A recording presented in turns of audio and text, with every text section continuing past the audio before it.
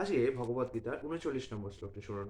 কুলক্ষয়ে প্রণশ্যন্তি কুলধর্মা সনাতনা ধর্মে নষ্টে কুলম কৃৎস্নম ধর্মঃ বিভতুত্ত।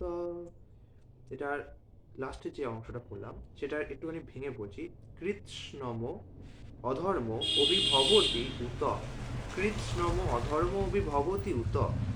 ঠিক আছে, অনুবাদটা হচ্ছে কুলক্ষয় হলে সনাতন কুলধর্ম বিনষ্ট হয়, অর্থাৎ যদি আমাদের বংশ নাশ হয় তাহলে সনাতন কুলধর্ম বিনষ্ট হয়, তাহলে সমগ্র বংশ অধর্মে আবির্ভূত হয়।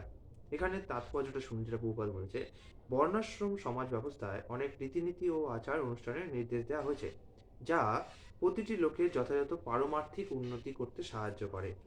পরিবারের প্রবীণ সদস্যরা পরিবারভুক্ত অন্য সকলের জন্ম থেকে আরম্ভ করে মৃত্যু পর্যন্ত শুদ্ধিকরণ সংস্কার দ্বারা তাদের যথাযথ মঙ্গল করার জন্য সর্বদাই তৎপর। কিন্তু এই সমস্ত প্রবীণ লোকেদের মৃত্যু হলে মঙ্গলজনক এই সমস্ত পারিবারিক প্রথাকে রূপ দেওয়ার মতো কেউ থাকে না। তখন পরিবারের অল্পবয়স্ক সদস্যরা অমঙ্গলজনক কাজকর্মে লিপ্ত হতে পারে এবং তার ফলে তার আত্মার মুক্তির সম্ভাবনা চিরতরে নষ্ট হয়ে যায়। তাই কোনো কারণেই পরিবারের সদস্যদের হত্যা করা উচিত নয়। অর্থাৎ অর্জুনের মনোভাবটা এরকম ছিল যে পরিবারের যে হেড বা কর্তা আছে তারা থাকার কারণে পরিবারের যারা নিম্ন পর্যায়ভুক্ত আছে বা নবীন সদস্য যারা এখনো জানে না কোনটা ঠিক কোনটা ভুল, পরিবারের বয়স্করা তাদেরকে সেই সঠিকভাবে চালিত করতে পারে।